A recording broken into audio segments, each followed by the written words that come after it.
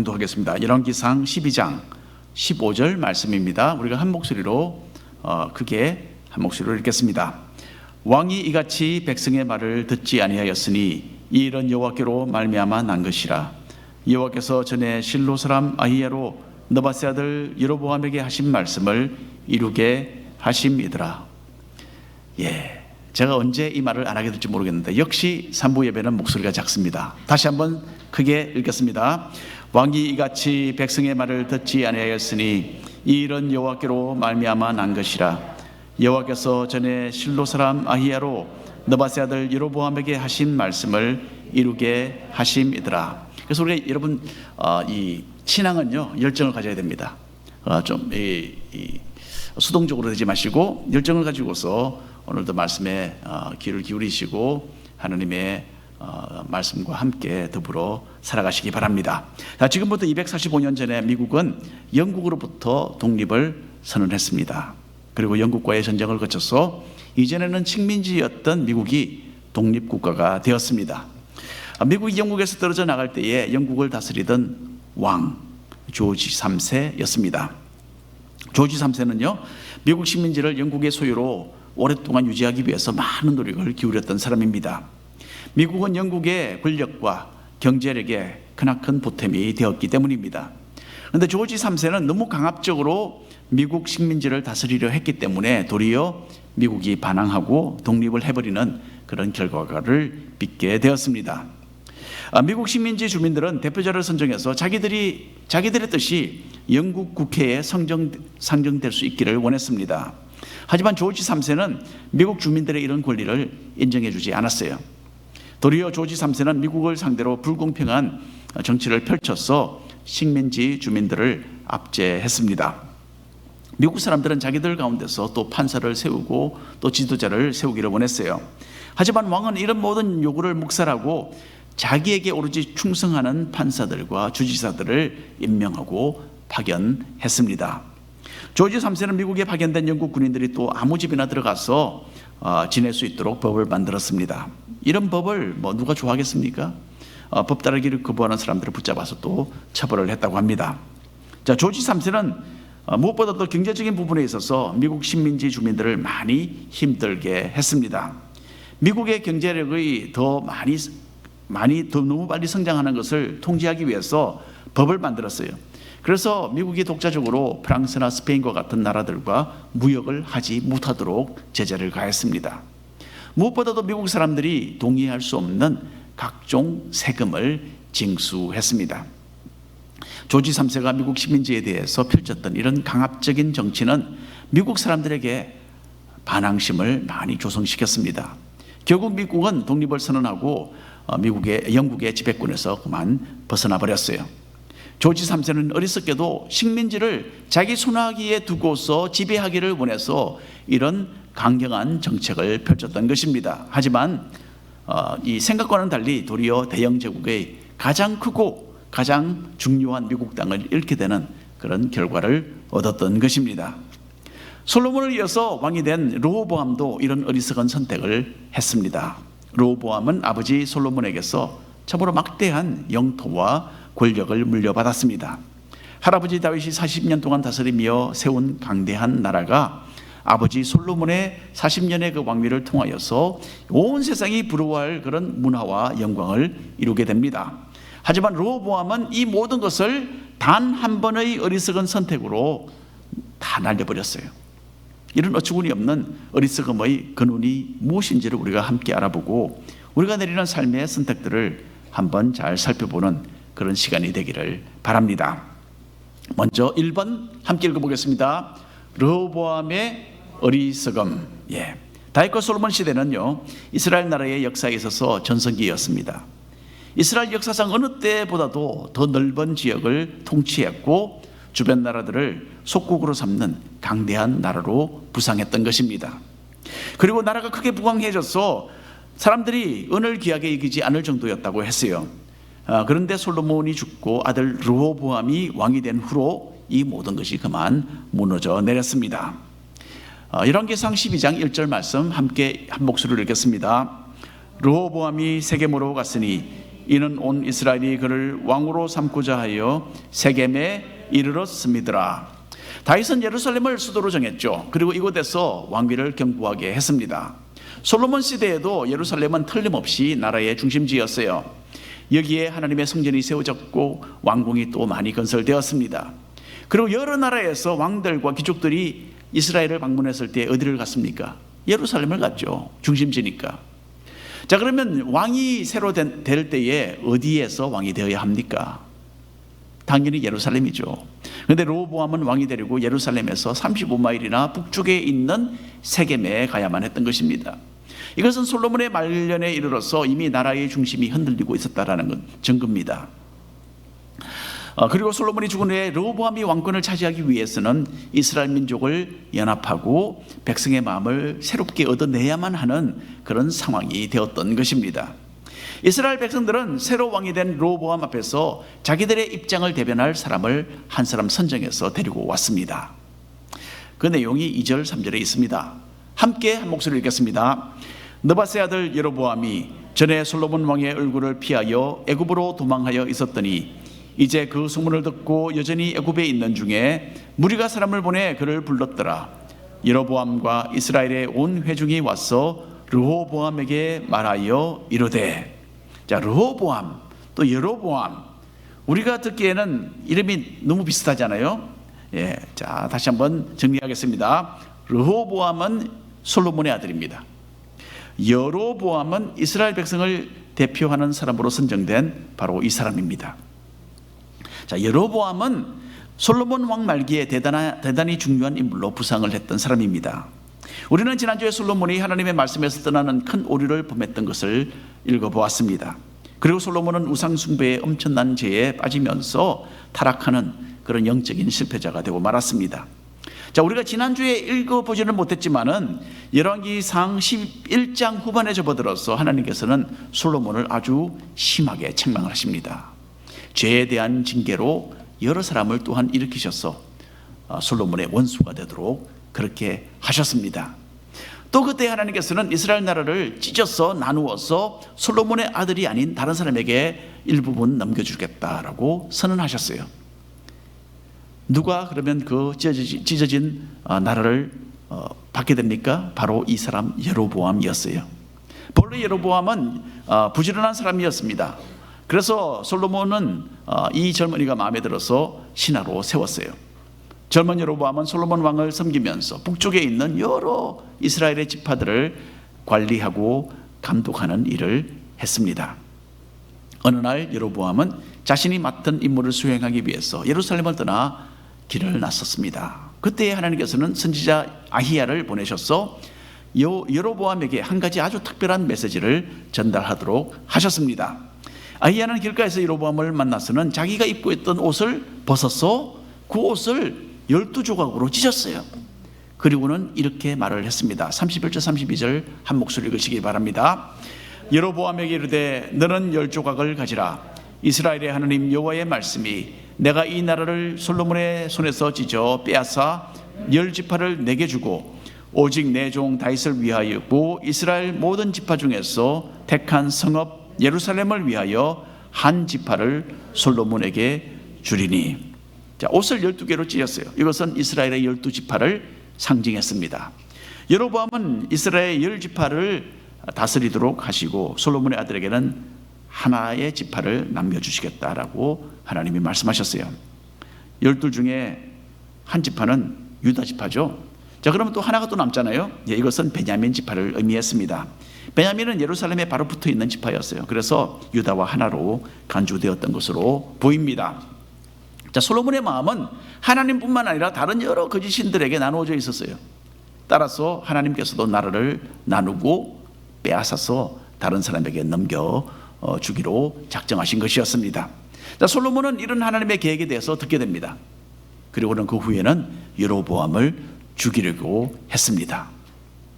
그래서 여로보암은 이스라엘 땅에 있지 못하고 애굽으로 피신해서 여러 해를 지냈습니다. 솔로몬 왕이 죽고 아들 르호보암이 왕이 되던 때에 사람들은 여로보암을 애굽에서 불러서 돌아오도록 했어요. 그리고 여로보암을 앞세워서 솔로몬의 아들 르호보암에게 한 가지 중요한 제안을 하게 됩니다. 4절 말씀 함께 읽겠습니다.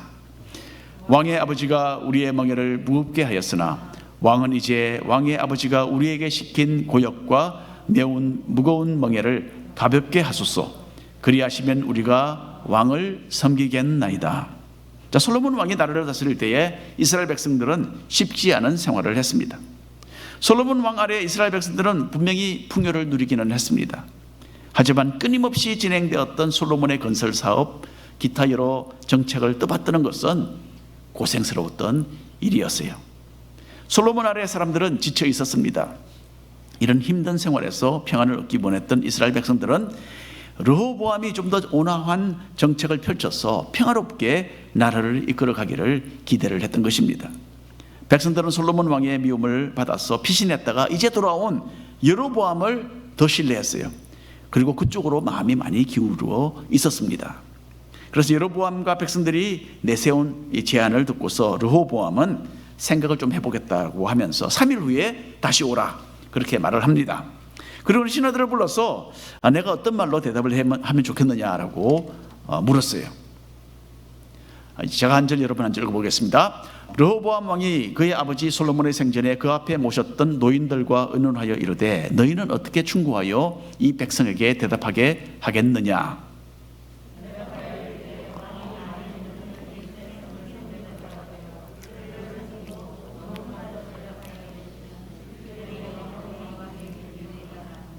자, 지혜로운 솔로몬 왕을 보좌했던 나이가 많은 신하들은 또한 지혜로웠어요. 이 사람들은 이스라엘 나라의 분위기가 지금 어떤 상황에 처해 있는지를 잘 파악하고 있었습니다. 새로 왕이 된 르호보암은 권력이 이미 많이 기울어져 있었기 때문에 백성들의 신뢰를 새롭게 받아야만 나라를 다스릴 수 있는 그런 형편이었던 겁니다. 경험이 많았던 이 신하들은 르호보암 왕이 백성들의 마음을 위로하고 그들을 섬기는 자세를 취할 것을 조언을 합니다. 비록 왕이어도 만일에 르호보암이 이 시점에서 이기적인 마음으로 백성을 압제하게 되면 자기가 가진 그 권력을 잃게 될 것을 그 신하들은 내다보고 있었던 것입니다. 하지만 만일에 르호보암이 백성을 다독거려주는 그런 이 온화한 자세를 취한다면 백성들의 마음을 자기에게로 모을 수 있다라고 조언을 했습니다. 그런데 여러분, 르호보암은 이런 백성을 섬기는 왕이 되고 싶지는 않았던 거예요. 왕으로서 큰 권력을 행사하고 자기의 특권을 주장하기만을 원했습니다. 그래서 르호보암은 나이가 든 이 신하들의 지혜로운 조언을 일단 거절해 버렸어요. 듣지 않겠다는 거죠. 그리고 이번에는 자기와 함께 성장한 젊은 신하들에게 질문을 했습니다. 자, 10절, 11절 말씀 하나씩 나눠서 읽겠습니다. 함께 자라난 소년들이 왕께 아뢰어 이르되 이 백성들이 왕께 아뢰기를 왕의 부친이 우리의 멍에를 무겁게 하였으나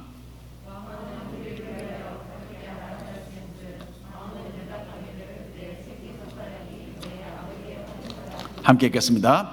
내 아버지께서 너희에게 무거운 멍에를 매게 하였으나 이제 나는 너희의 멍에를 더욱 무겁게 할지라. 내 아버지는 채찍으로 너희를 징계하였으나 나는 정갈 채찍으로 너희를 징계하리라 하소서. 참 말이 재미있죠. 내 아버지의 허리보다 내 손가락이, 내 새끼손가락이 더 두껍다. 그만큼 내가 더 세다라는 거죠. 이 구절에서 성경은 르호보암이 신뢰했던 신하들을 소년이라고 이야기합니다. 소년. 여러분, 이 사람들이 그렇다고 해서 10대 청소년이라고 생각하시면 이것은 큰 오해입니다. 르호보암은 몇 세가 되어서 왕이 되었느냐 하면요, 41세에 왕이 되었어요. 그러니 함께 자라났던 또래라면 최소한 중년에 가까운 나이의 신하들이었어요. 그런데도 성경이 이 신하들을 소년이라고 불렀던 것은 그만큼 이 사람들이 현명하지 못하고 권력과 지위에 눈이 멀은 그런 좀 철이 없는 사람들이었다라는 것을 표현한 것이었어요. 자, 이 신하들은 왕이 어떤 말을 듣고 싶어 하는지를 잘 알고 있었어요. 르호보암은 아버지 솔로몬보다도 더 탁월하고 더 강력한 왕이 되고 싶은 욕망이 있었던 것입니다. 그래서 젊은 신하들은 왕이 강력한 모습을 보여주어서 백성들이 꼼짝 못하게 해야 한다라고 말을 했습니다. 엄격한 말로 백성을 협박하고 두려움을 자아내면서 지배하면 성공적으로 나라를 통치할 수 있을 것이다 라고 조언을 했습니다. 여러분, 르호보암은 지혜롭지 못했어요. 나이가 들고 경험이 많은 신하들의 조언에 귀를 기울이지 않았습니다. 그리고 무엇보다 자신의 왕권에 있어서 이 중요한 시기에 하나님께 묻지를 않았던 것입니다. 이것은 솔로몬 왕이 처음에 하나님께 지혜를 구하며 무릎을 꿇었던 것과는 분명히 대조를 이루는 모습이었습니다. 르호보암 왕이 명령을 했던 3일의 기간이 되어서 여로보암과 백성들이 다시 왕 앞에 모였습니다. 왕은 백성에게 아주 험하게 답변을 했습니다. 젊은 신하들이 조언했던 말을 그대로 되풀이했어요. 나는 솔로몬보다도 너희를 더 엄하게 다룰 것이고 더 큰 집을 너희들 등에 지어줄 것이다. 그렇게 말을 했습니다. 르호보암은 상황을 제대로 파악하지 못하고 참으로 어리석은 선택을 하고 말았던 것입니다. 한 가지 아주 재미있는 실화가 있습니다. 한동안 LA는요, 미국 LA는 은행 강도의 수도로 알려졌었어요. 하루에 평균 은행 한 군데가 강도에게 털리는 그런 때도 있었습니다. 그러니 얼마나 이 강도들이 날뛰는 그런 곳이었겠습니까? LA에서 어느 강도가 은행에 들어갔습니다. 은행 직원에게 협박을 했죠. 돈을 요구했습니다. 그런데 이 강도는 좀 엉뚱한 점이 있었대요. 현찰을 내놓으라고 한 것이 아니라 자기 체킹 어카운트를 주면서 거기에 돈을 입금시키라, 그렇게 말을 했다고 합니다. 그럼 어떻게 됩니까, 여러분? 발각이 나는 거 아닙니까? 참 어리석으면 강도짓도 제대로 할 수 없는 겁니다. 어리석기로는 르호보암 왕도 이 강도와 그리 다르지 않은 것 같아요. 이스라엘 백성들이 대표자로 앞세워서 데리고 온 사람이 누굽니까? 여로보암입니다. 이 여로보암에게 하나님께서는 이전에 선지자를 보내셔서 솔로몬의 나라를 찢어서 내가 너에게 넘겨주겠다라고 말씀을 하셨어요. 솔로몬 왕이 이 사람 죽이려고 혈안이 되어 있었는데 그것을 르호보암이 모를 리가 없었겠죠. 그런데도 르호보암은 그런 사람을 앞에 세워두고서도 자기에게 낭패가 될 수밖에 없는 그런 어리석은 답변을 백성들에게 들려주었던 것입니다. 그러니 내 체킹 어카운트에 돈을 넣어라 라는 것과 마찬가지죠. 15절 나눠서 읽겠습니다. 왕이 이같이 백성의 말을 듣지 아니하였으니 이 일은 여호와께로부터 말미암아 난 것이라.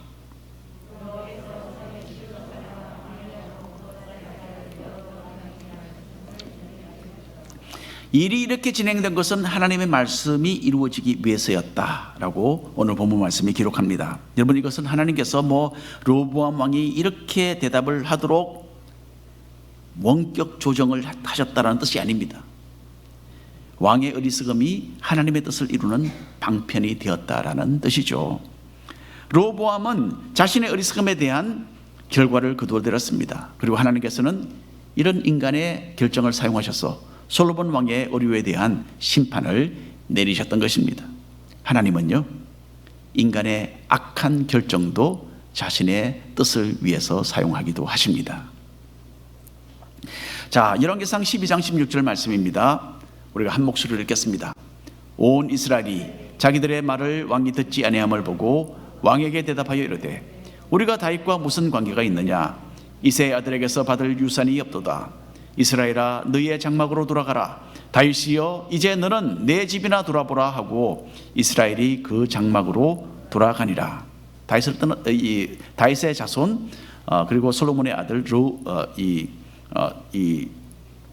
르호보암을 떠났다라는 이야기입니다.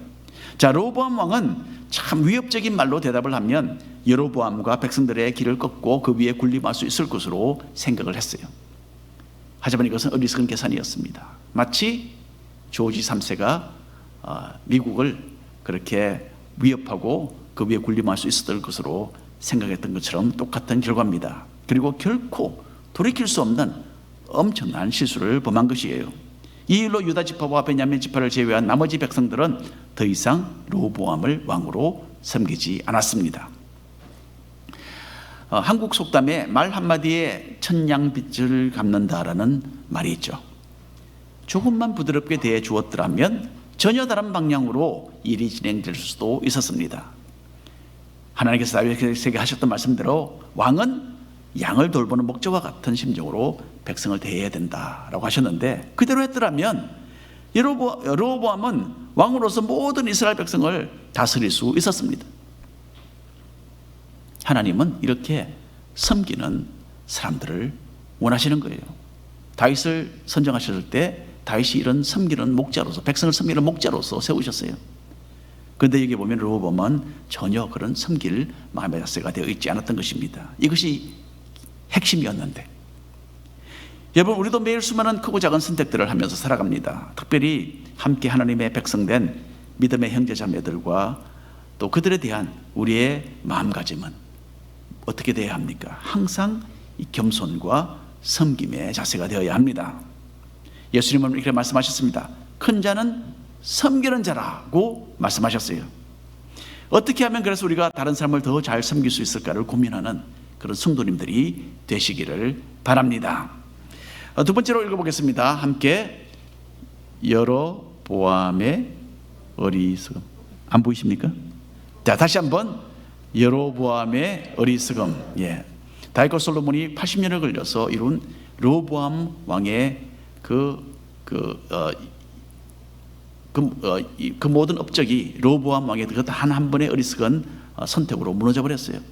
더 이상 르호보암은 이스라엘 전체를 다스리는 왕이 아니었습니다. 그리고 반역을 일으킨 이스라엘의 10지파는 결국 여로보암을 왕으로 세웠습니다. 그렇게 해서 이스라엘 나라는 지금의 꼭 한국처럼 남북으로 갈라진 분단 국가가 되었어요. 유다와 베냐민 지파가 있는 남쪽은 르호보암 왕이 여전히 다스렸고, 그 외의 북쪽 지파들은 모두가 다 여로보암을 왕으로 섬겼습니다. 이때로부터 남쪽 나라는 유다로 불렸고요, 북쪽 나라는 이스라엘로 칭해졌어요. 왜냐하면 대부분의 지파가 다 북쪽에 가입을 했으니까. 그렇죠? 한편 선지자 아히야의 예언대로 왕이 된 여로보암도 나름대로 큰 고민에 빠지게 됩니다. 26절부터 27절까지 말씀입니다. 나눠서 읽겠습니다. 그의 마음에 스스로 이르기를 나라가 이제 다윗의 집으로 돌아가리로다.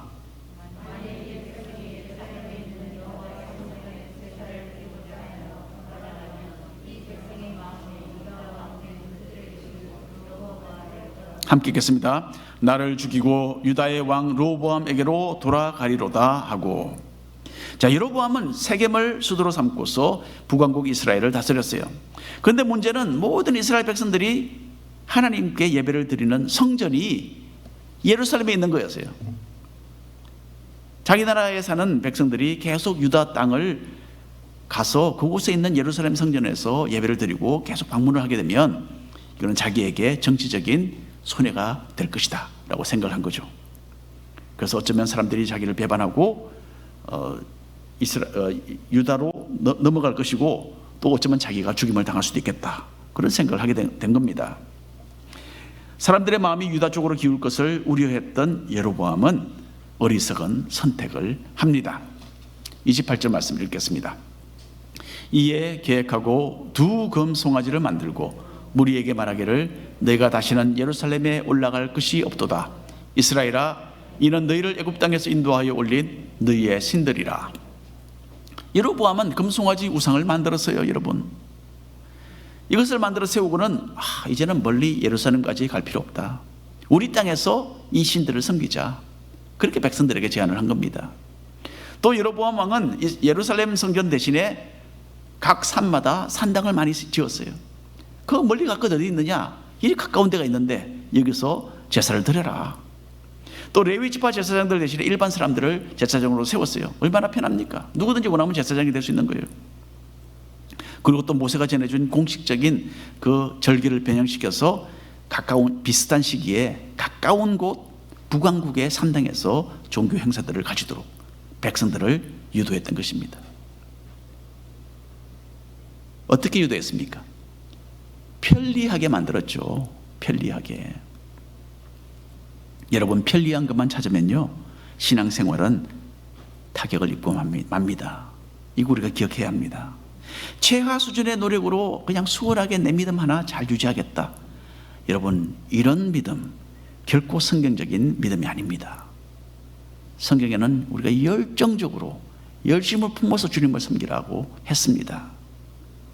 우리는 하나님을 향한 뜨거운 사랑과 감격으로 예배를 드려야 합니다.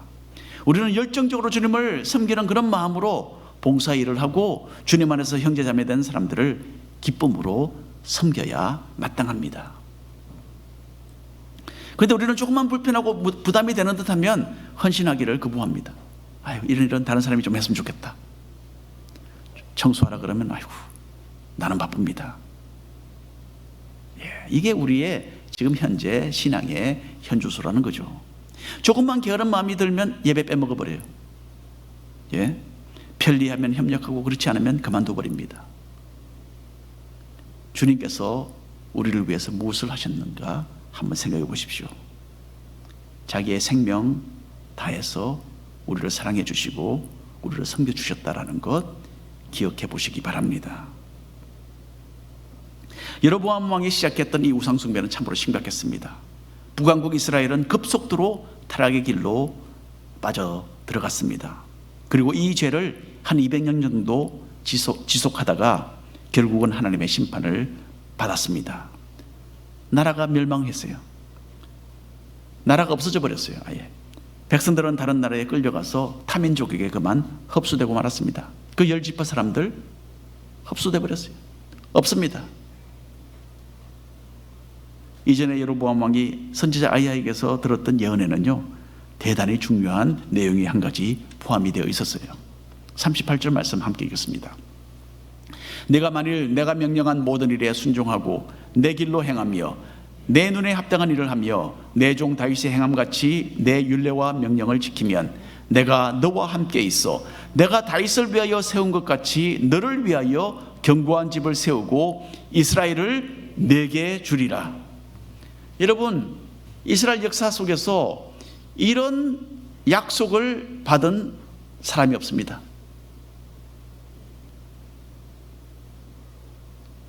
다윗 외에 여로보암 왕이 이 약속을 받았어요. 여로보암은 하나님으로부터 정말 엄청난 언약을 받았던 사람입니다. 하나님께서는 여로보암 왕에게 다윗 왕에 준하는 그런 복을 내려주겠다라는 엄청난 언약을 하셨던 것입니다. 여로보암이 하나님을 따르기만 한다면 상상을 초월하는 하나님의 복을 누리게 되는 것이었어요. 하지만 여로보암은 이 복을 차버렸습니다. 도리어 우상 숭배를 선택했어요. 자신의 눈앞에 있는 안전, 그 권력에 눈이 멀어서 영원한 것을 바라보지 못하는 참으로 어리석은 사람이었던 것입니다. 오늘 결론의 말씀을 드리겠습니다. 우리는 오늘날 참 어리석은 선택을 한 이 두 왕의 이야기를 읽어보았습니다. 이 두 이야기에는요, 공통적인 요소가 하나 있어요. 어리석음의 근원입니다. 이것은 하나님을 떠난 마음에서 비롯됩니다. 르호보암의 할아버지 다윗 왕은 시편 53편에 이렇게 기록을 했습니다. 어리석은 자는 그의 마음에 이르기를 하나님이 없다 하도다. 그들은 부패하며 가증한 악을 행하며 선을 행하는 자가 없도다. 하나님을 등지는 사람들은 이렇게 어리석게도 악한 길로 빠져들어간다는 거예요. 르호보암은 이스라엘 왕이 하나님을 대신하여 겸손하게 백성을 돌보는 목자가 되어야 한다라는 그 말씀을 저버렸어요. 그리고 르호보암은 섬기는 리더십을 발휘해 보시라는 참 그 지혜로운 그 조언을 버리는 망령된 마음의 소유자였습니다. 여로보암의 어리석음도 하나님을 떠난 마음에서 시작되었죠. 하나님의 약속의 말씀을 따르기만 한다면 다윗이 얻었던 그 엄청난 복을 누릴 기회가 그에게 있었습니다. 하지만 하나님을 신뢰하지 못하고 스스로 권력을 유지해 보려고 우상 숭배와 결탁하는 어리석음을 선택을 했던 것입니다. 여러분, 우리는 살면서 어리석은 선택을 하지 말아야 되겠죠. 그렇게 하기 위해서는 주님께 우리는 굳게 붙어 있어야 합니다. 생활의 편리가 아니라 말씀의 원리를 붙잡아야 합니다. 이게 굉장히 중요합니다. 우리가 편리를 따라가면요, 우리의 신앙은 결코 발전이 없고 뒷걸음질을 할 수밖에 없습니다. 열심을 다해서 열정적으로 뜨겁게 주님을 섬기고 또한 성도들을 섬기는 크리스천들 되시기를 바랍니다. 기도하겠습니다.